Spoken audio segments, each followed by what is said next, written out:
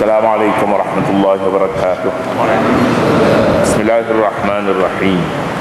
Alhamdulillahi rabbil alamin, wassalatu wassalamu ala asyrafil mursalin Sayyidina Muhammadin wa ala alihi wa sahbihi ajma'in. Kita baca ayat 102. A'udzu billahi minasy syaithanir rajim. Bismillahirrahmanirrahim. Dzalikumullahu rabbukum la ilaha illahu khaliqu kulli syai'in fa'buduh wa huwa ala kulli syai'in wakil la tudrikuhul absar wa huwa yudrikul absar wa huwal latiful khabir. Sadaqallahul azim. Zalikumullahu rabbukum, yang demikian sifat-sifat dan kekuasaannya ialah Allah Tuhan kamu. La ilaha illahu, tiada Tuhan yang disembah dengan sebenar-benarnya selain Dia. Khaliqu kulli syai'in, Tuhan yang menciptakan tiap-tiap sesuatu. Fa'buduh, oleh itu beribadatlah kamu kepadanya, yakni kepada Allah. Wa huwa ala kulli syai'in wakil, dan ingatlah Dialah yang mentadbirkan segala-galanya. Ayat sebelum ini menyatakan ciptaan-ciptaan Allah yang terserak di sebaliknya hikmat dan hikmat daripada penciptaannya, dan sekaligus menunjukkan kekuasaan Allah Subhanahu wa taala yang begitu tinggi dan jauh mendalam. Setiap sesuatu ciptaan Allah Subhanahu wa taala tidak ada yang sia-sia, semuanya berfaedah. Bagi Allah Subhanahu wa taala, ciptaannya ini sama saja baginya. Yang kecilnya, yang besarnya, yang hidup di buminya, hidup di langitnya, tak ada beza daripada Dia menciptakan semut, daripada Dia dengan menciptakan langit dan bumi. Sama saja bagi Allah Subhanahu wa taala. Kemudiannya, selepas daripada Dia bercakap semua sekali itu, ada tiga ayat. La ayatin liqaumi ya'lamun, la ayat fassalna al-ayat liqaumi yafqahun, inna fi dzalikum la ayatin liqaumi yu'minun. Berilmu, faham dan iman. Tiga perkara ni mesti bergerak seiring. Berilmu, seberapa banyak ayat yang diberi pun jika tidak ada ilmu, dia tidak dapat berguna, tak dapat guna, tidak proses kan. Seorang yang bahan-bahan semuanya cukup, alat-alatnya cukup, dia gergajinya ada, kayunya ada, besi, paku, semuanya ada, tapi dia tak erti nak menukar, tak erti, tak jadi rumah, tak ke mana-mana sebab dia tak ada ilmu. Ada ilmu tapi tak faham. Satu perkara juga, dia tak faham bagaimana bentuk rumah nak diciptakan, nak dibangunkan, bagaimana kedudukannya, berapa biliknya. Ini semuanya ini memerlukan kepada kefahaman yang mendalam. Kalau tidak, asyik duduk roboh saja, buat-buat kan tak jadi, buat tak jadi, akibat daripada tiada ilmu. Yang ketiga pula yang mesti beriman. Sesuatu yang dilihat, yang dipahami, yang disaksikan ini mesti ada satu iman kepada Allah Subhanahu wa taala, iman kepada kebenaran. Ketiga-tiga perkara ini bila berhimpun serentak akan sempurnalah maklumat seorang itu, akan sampailah dia kepada suatu matlamatnya. Kemana matlamat? Seorang yang berada di hadapan ciptaan-ciptaan Allah yang begini agung dan begini besar, ciptaannya ialah sampai kepada matlamat zalikumullahu rabbukum khaliq rabbukum la ilaha illahu. Sampai ke mana? Sampai kepada Tuhan. Sampai kepada Tuhan ini tidak bermakna kita ni pergi duduk sekali, duduk bersama dengan Tuhan, tidak.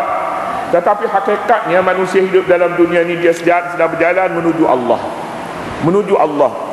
Fafirru ilallah, hendaklah kamu berjalan kepada Allah. Berjalan kepada Allah ni mempunyai erti yang berbagai-bagai. Mempunyai erti berjalan kepada Allah ni, kita nak mati, nak pergi ke akhirat, satu makna paling mudah sekali, semua orang boleh faham.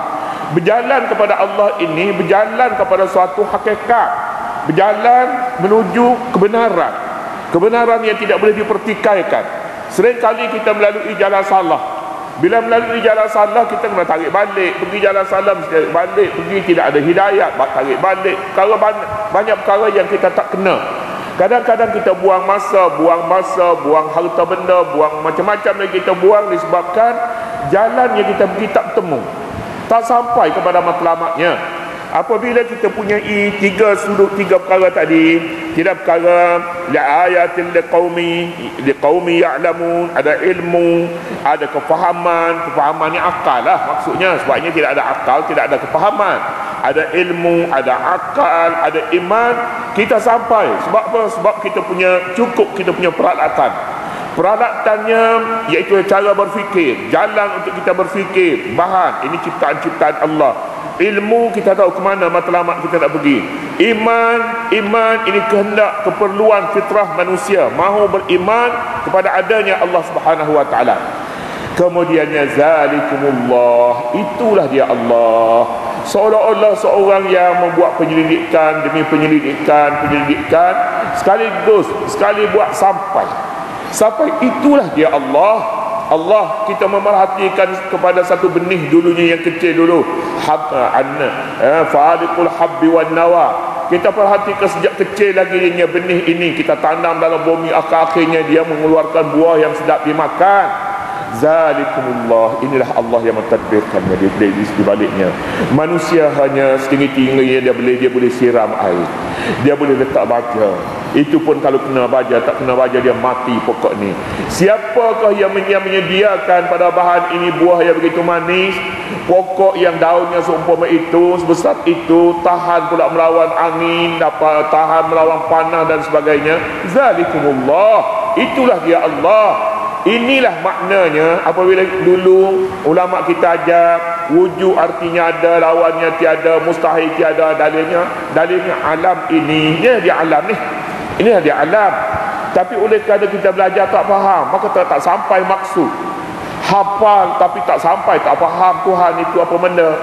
Hafal tak perlu, tetapi yang perlunya ialah faham siapa manusia dan siapa alam ini, ke mana dia nak pergi. Itu dia. Zalikumullahu rabbukum, itulah dia Allah Tuhan kamu.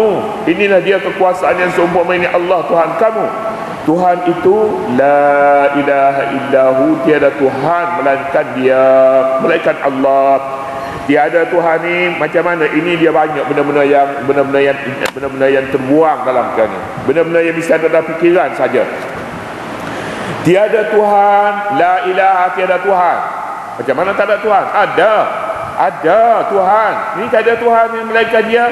Tiada Tuhan yang disembah dengan sebenar-benarnya. Tiada Tuhan yang menciptakan barang-barang yang kita lihat ini. Tiada Tuhan yang berkuasa sepenuhnya. Itu makna tiada Tuhan. Hak tiada Tuhan yang berkuasa dengan sepenuhnya, tiada Tuhan yang disembah, tiada Tuhan ini mesti ada dalam hati apabila kita mengucap, apabila kita menyebut perkara ni. Di sinilah duduknya ketika bertahlil. Mula-mula nak tahlil tu, dia ada dulu, mula-mula masuk giat 1 dulu. La ilaha illallah, belum ada giat 4. La ilaha ma'bud, ada yang disambut belakang ni. Ma'bud. Sekali lagi ma'bud ini. Ma'bud makna tiada Tuhan yang disembah dengan sebenar-benarnya. Ma'bud yang disembah dengan sebenar-benarnya melainkan Allah. Ya. Yang kedua maujud. Ada di belakang ni. Maujud. Ini maknanya apa? Maknanya tiada Tuhan yang ada. La ilaha, tiada Tuhan yang ada melainkan Allah. Makna apa tu? Makna apa tiada Tuhan yang ada ni? Makna dia ni, dia boleh jadi betul, boleh jadi tak betul. Tiada Tuhan yang ada maknanya Tuhan yang ada itu hanyalah Allah Subhanahu wa taala. Tuhan lain tak ada. Tuhan lain ada juga, tapi ada tu yang tidak benar. Hak ni ini pun la ma'bud dan la maujud, ini menurut keadaan lah. Kita mesti faham dengan betul-betul lah. Tetapi bagi setengah ulamanya, la maujud, tidak ada yang ada ini melainkan Tuhan. Tuhan yang ada ni. Tuhan yang ada ni macam mana? Semua Tuhan ini. Tuhan ini. Tuhan. Ini konsep yang saya sebutnya dulu, konsep Nur Muhammadi. Semua perkara yang ada ni lahirnya daripada al-aqlul awal, daripada Tuhan. Semua Tuhan. Sebab yang ada ni datangnya daripada Tuhan, maka Tuhan juga. Tu boleh juga difahami begitu. La maujud illallah. Tak ada benda yang wujud ini melainkan Tuhan. Yang wujud langit bumi, yang wujud manusia, yang wujud ni tak ada, semuanya Tuhan yang ada. Salah lah nak faham macam tu. Faham macam tu tak boleh lah. Tak boleh. Tapi kemungkinannya ada, maksudnya begitu. Ya, kita baca ni kita tak faham. Kita jadi orang yang ikut tahlil tu lah maujud. Pak Syekh sendiri pun boleh jadi dia pun tak ada faham apa-apa.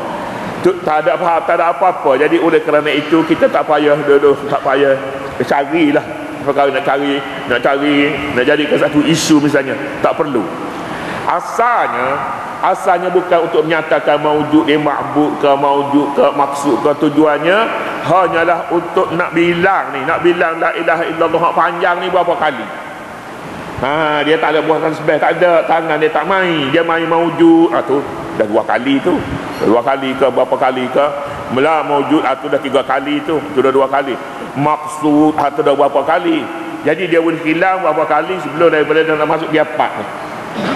Dia laju ni. Itu asalnya. Jadi hilang yang tu. Hilang. Satu lagi pulanya la maksud illallah. Sebenarnya bukan maujud maksud la ma'bud ya. La maujud mengikut keadaan. La maksud tidak ada matlamat selain daripada Allah. Matlamat lah maksudnya tujuan. Tiada matlamat melainkan Allah. Apa maknanya ni? Apa makna? Maknanya matlamat dia ni ikhlas kerana Allah. Ya betul lah kalau macam tu. La maksud maknanya tiada matlamat melainkan ikhlas kerana Allah. Boleh. Kemudiannya di sini la ilaha illahu, tiada Tuhan, makna tiada Tuhan yang menciptakan alam ni semuanya daripada paginya, petangnya, malam, siang, pokok-pokok, buah-buah yang disebutkan dahulu, kecuali selain daripada Dia yang menciptakan. Itu maknanya la ilaha illahu, tiada Tuhan selain Dia. Terjemahan setengah orangnya dia katanya terjemahan tak betul. Tiada Tuhan yang lain melainkan Allah. Melainkan tak betul. Hak sebenarnya tiada Tuhan selain Allah. Tiada Tuhan selain Allah. Jadi bila melainkan ini, dia ada sesuatu yang positif sebelum daripada ini. Barulah melainkan. Tapi bila tiada Tuhan selain Allah, itu lebih tepat dengan terjemahan asalnya. La ilaha illahu, tiada Tuhan selain Dia, yakni selain Allah. Di sinilah duduknya, letaknya pula syahadah. Syahadah yang kita bersaksi, asyhadu an la ilaha illallah, aku bersaksi bahawa tiada Tuhan yang lain, tiada Tuhan selain Allah. Dia bersaksi. Bila dia bersaksi? Setelah dia menikmati semuanya ini. Malamnya dia dapat tidur, siang harinya dapat bergerak, dia dapat melihat segala alam ini, dia dapat menyaksi, dapat menyentuh semuanya.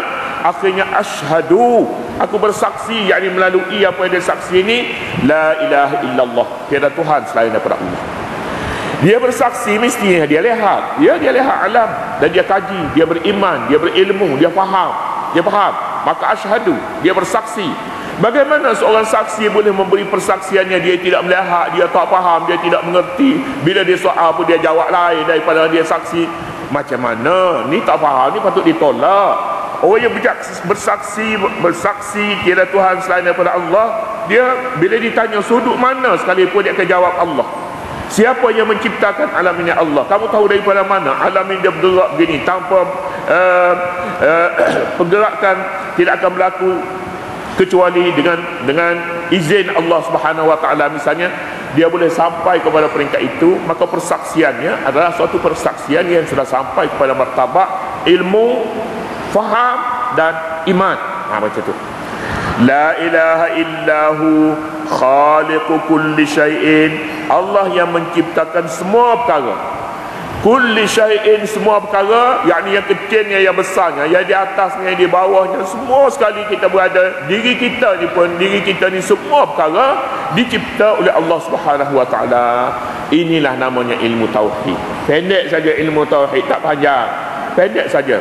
Kita berada dalam satu konsep wahdaniyah, keesaan Allah Subhanahu wa taala. Keesaan dalam semua sekali.